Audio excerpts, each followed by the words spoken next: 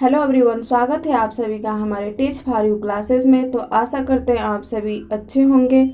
तो गाइज, आज हम लोग मैराथन का पार्ट 2 करने वाले हैं। तो अपने सेशन को स्टार्ट करते हैं ज़्यादा टाइम वेस्ट न करते हुए। पहला क्वेश्चन है कि संसाधन शिक्षक को अन्य नाम से जाना जाता है। संसाधन शिक्षक को अन्य नाम से जाना जाता है कौन से नाम से? क्या विशेषज्ञ शिक्षक के नाम से, परिभ्रामिक शिक्षक के नाम से, घुमंतुक शिक्षक के नाम से, या इनमें से कोई नहीं? तो आंसर बताइए आप लोग, किस नाम से जाना जाता है? राइट आंसर क्या होगा? तो राइट आंसर हो जाएगा विशेषज्ञ शिक्षक के नाम से जाना जाता है।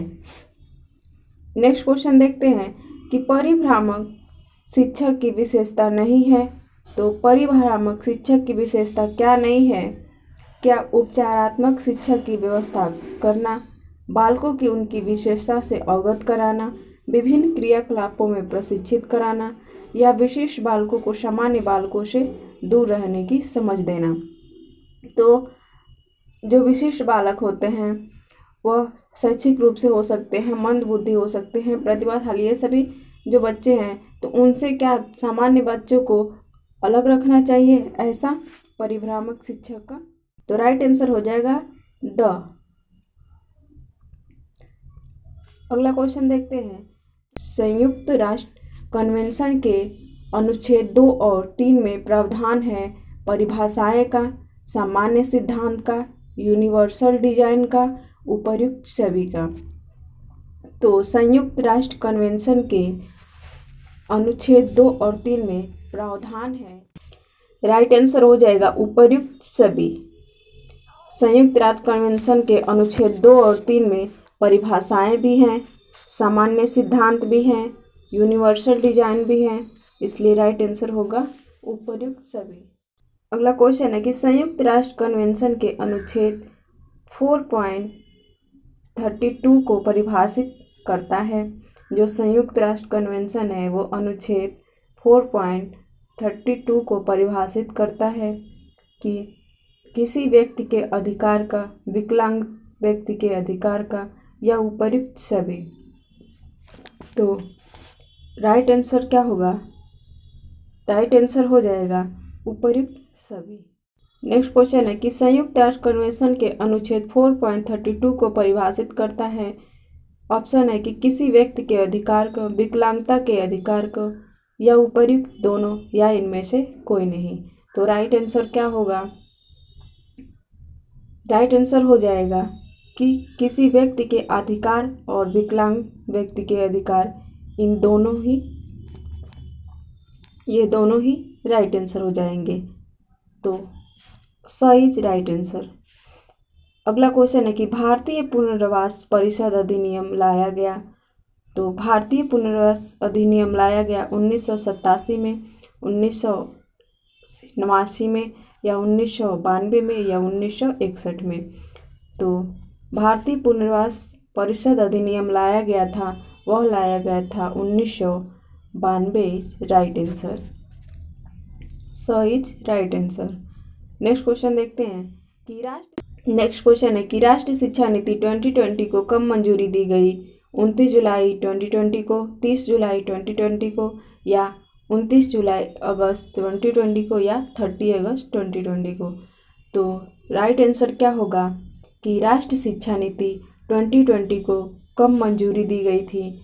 तो वह दिया गया था 29 जुलाई 2020 को दिया गया था। राइट आंसर हो जाएगा 29 जुलाई 2020। नेक्स्ट क्वेश्चन देखते हैं कि सामान्य रूप से मानसिक मंदित बालक की बुद्धि लब्धि होती है।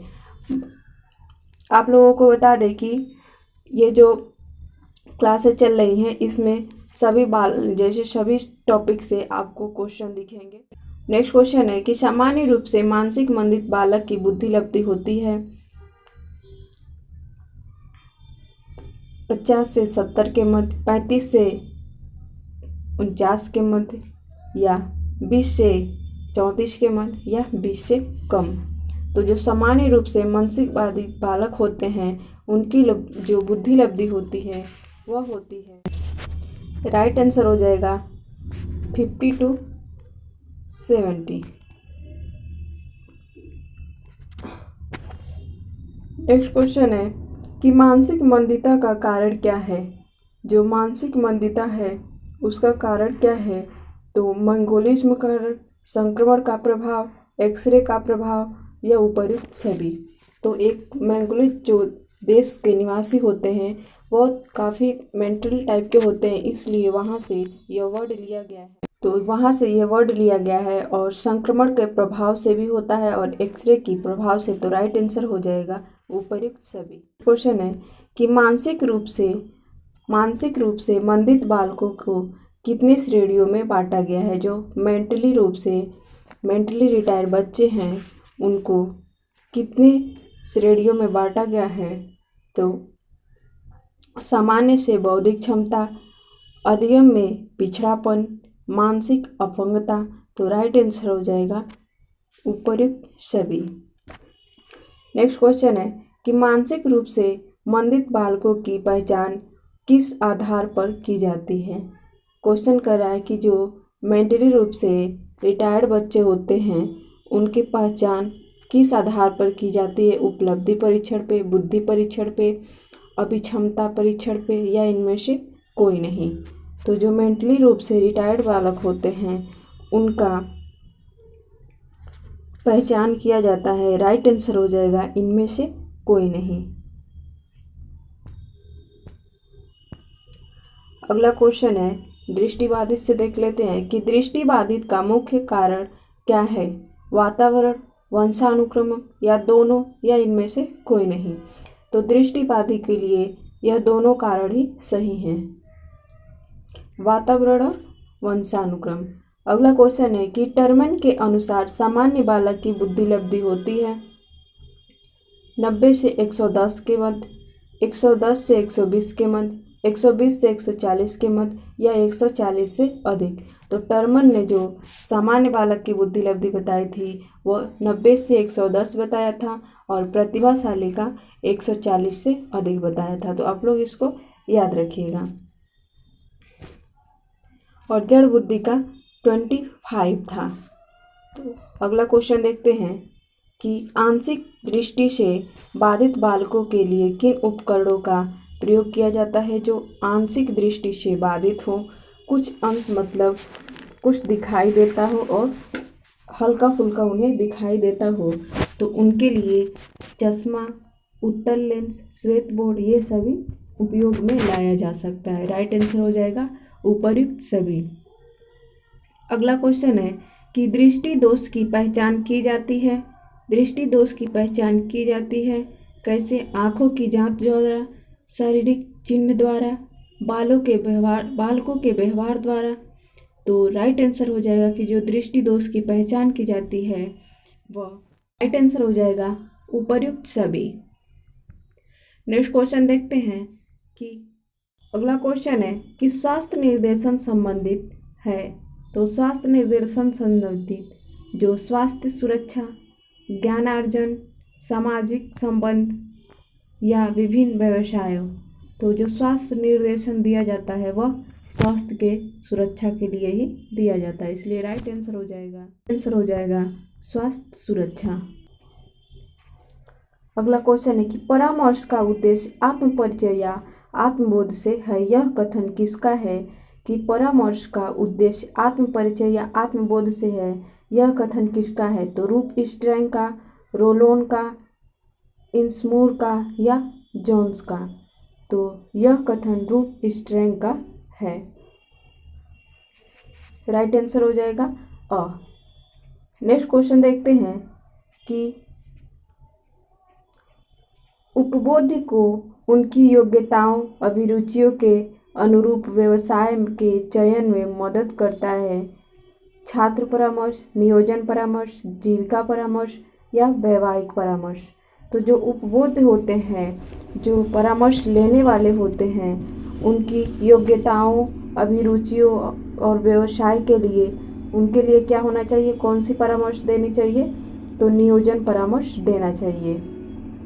तो राइट आंसर हो जाएगा ब। नेक्स्ट क्वेश्चन है कि एक अच्छे परामर्शदाता की विशेषता है। समसामयिक ज्ञान उच्च कोटि का हो, स्वयं को उत्तरदायित्व का ज्ञान हो, बौद्धिक क्षमता उच्च कोटि की हो या उपर्युक्त सभी। तो एक जो अच्छे परामर्शदाता होता है उसको सामाजिक ज्ञान, स्वयं के उत्तरदायित्व, बौद्धिक क्षमता ये सभी में निपुण होना चाहिए, इसलिए राइट आंसर हो जाएगा उपर्युक्त सभी।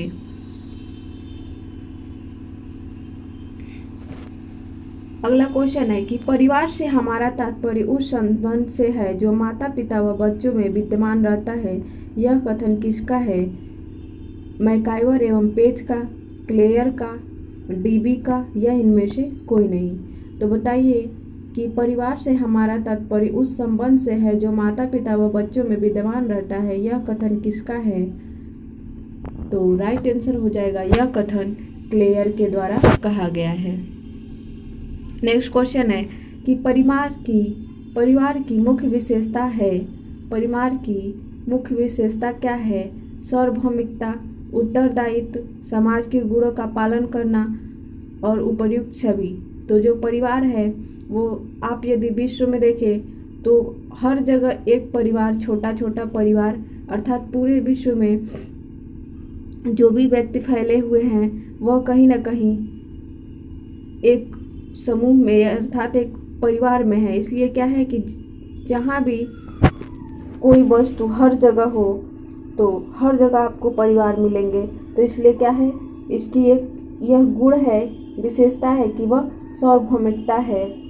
परिवार सार्वभौमिकता है और सभी उत्तरदायित्व को परिवार निभाता भी है और सामाजिक जो भी गुण है उनका भी पालन करता है। इसलिए राइट आंसर हो जाएगा उपर्युक्त सभी। नेक्स्ट क्वेश्चन है कि प्रॉब्लम ऑफ चाइल्ड डेलिक्वेंसी के लेखक क्या हैं, कौन हैं? तो मेरिल, हीली, मोडार्ट या न्यूमेर। याद रखिए कि प्रॉब्लम ऑफ चाइल्ड डेलिक्वेंसी के लेखक कौन हैं? तो राइट आंसर हो जाएगा यह लिखा गया है मेरिल के द्वारा। राइट आंसर हो जाएगा मेरिल के द्वारा लिखा गया है प्रॉब्लम ऑफ चाइल्ड डेलिक्वेंसी। तो राइट आंसर हो जाएगा अ। नेक्स्ट क्वेश्चन है कि जुवेनाइल डेलिक्वेंसी के लेखक कौन हैं? तो जो बाल अपराध है इसको हम जुवेनाइल को बाल अपराध बोलते हैं। तो यह लिखा गया है टापन के द्वारा। राइट आंसर हो जाएगा टापन। ये नेक्स्ट क्वेश्चन देखते हैं कि संवेगात्मक रूप से अस्थिर बालकों के प्रकार हैं। तो जो संवेगात्मक रूप से अस्थिर होते हैं उनके कितने प्रकार होते हैं? तो राइट आंसर हो जाएगा 7 प्रकार के, 8 प्रकार के, 9 प्रकार के या 10 प्रकार के। तो जो संवेगात्मक रूप से अस्थिर बालक होते हैं, ज़्यादा क्रोध करते हैं, झगड़े करते हैं, उन इमोशन पे कंट्रोल नहीं रहता है, तो उस तरीके के जो बालक होते हैं वह 7 प्रकार के होते हैं। नेक्स्ट क्वेश्चन है कि संवेगात्मक रूप से अशांत बालकों की समस्या क्या है? हो सकता है व्यक्तिगत समस्या हो, उसे किसी प्रकार के डिसीजेज हो, कोई बीमारी हो, सर दर्द हो, तो उससे भी उसको अशांत रह सकता है। आचरण की समस्या, उसके अंदर जन्म से ही उसका आचरण स्वभाव गलत हो, अपरिपक्वता हो सकता है उसके अभी एज में कुछ एज कम हो, इसके वजह से भी वह अशांत रह सकता है। तो यह सभी गुण क्या है? उपर्युक्त। राइट आंसर हो जाएगा उपर्युक्त सभी। अगला क्वेश्चन है कि प्रतिभाशाली बालकों की बुद्धि लब्धि होती है। तो जो गॉड गिफ्टेड चाइल्ड होते हैं उनकी जो बुद्धि लब्धि होती है वह 1 से 120 से 140 के मध्य होती है। राइट आंसर हो जाएगा स। प्रतिभाशाली बालकों की पहचान की जा सकती है बुद्धि परीक्षण से, विस्तृत शब्द ज्ञान से, उपलब्धि परीक्षण से, उपर्युक्त सभी। तो राइट आंसर हो जाएगा उपर्युक्त सभी के द्वारा किया जा सकता है। अगला क्वेश्चन है कि जो प्रतिभाशाली बालक का लक्षण नहीं है वह क्या नहीं है? जिज्ञासु, झगड़ालू, सृजनात्मक या अभिव्यक्ति में नवीनता। जो प्रतिभाशाली बालक होते हैं उनका लक्षण नहीं है, क्वेश्चन में करेक्ट नहीं है, तो वो जिज्ञासु होते हैं। उनके अंदर क्या, क्यों, कब, कैसे की भावना होती है, क्रिएटिविटी होती है, वो खेल खेल में कुछ सीखते हैं और अभिव्यक्ति भी नवीनता होती है। वो किसी भी अपने जो भी भावना है उनको व्यक्त करने में भी काफ़ी एक्टिव रहते हैं। इसलिए राइट आंसर हो जाएगा यहाँ पे कि झगड़ालू नहीं होते हैं। लेकिन ऐसा भी नहीं है कि प्रतिभाशाली बालक बिल्कुल भी झगड़ा नहीं करते, ऐसा नहीं हो सकता। लेकिन इस ऑप्शन में यही राइट आंसर होगा। अगला क्वेश्चन है कि मंद अधिगामी बालकों का मानसिक स्तर होता है।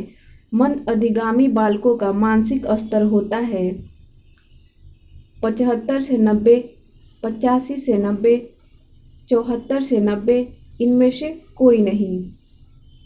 तो जो मंद अधिगामी बालकों का मानसिक स्तर होता है वह कितना होता है? तो राइट आंसर हो जाएगा 75 से 90। और मंद अधिगामी बालक को हम लोग स्लो लर्नर कहते हैं। तो जो स्लो लर्नर होते हैं वह 75 से 90 उनकी बुद्धि लब्धि होती है। अगला क्वेश्चन है कि मंद अधिगामी बालकों की विशेषता है। तो अवधारणा शक्ति का अभाव, असुरक्षा का अभाव होना, शारीरिक रूप से धीमा गति होना। तो यह सभी राइट आंसर हो जाएगा, इसलिए the is right answer. Next और लास्ट क्वेश्चन है कि मंद अधिगामी बालक का कारण क्या है? अर्थात जो स्लो लर्नर है, धीरे धीरे सीखते हैं, उनका वह इस प्रकार की स्थिति से क्यों होते? क्या उनके इमोशनल कारण होते हैं, आर्थिक स्थिति होती है, व्यक्तिगत समस्या होती है? तो यह सभी प्रकार की समस्या हो सकती है। आर्थिक हो सकती है, इमोशनल हो सकती है, व्यक्तिगत हो सकती है, वातावरण का कारण भी हो सकता है, पोषण वगैरह में भी कमी आ सकती है। तो मंद अधिगामी चिकित्सा से रिलेटेड हो सकता है, उसको जन्म के समय में अच्छे प्रकार से देखभाल नहीं किया गया तो भी वो हो सकता है, ज़्यादा दवा के उपयोग से भी हो सकता है, एक्सरे के कारण भी हो सकता है। तो इससे मंद अधिगामी बालक के ये सभी कारण होते हैं। तो थैंक्स गाइस, यदि हमारी वीडियो आप लोगों के लिए हेल्पफुल हो तो एक लाइक, शेयर, कमेंट जरूर कीजिएगा। Thanks for watching.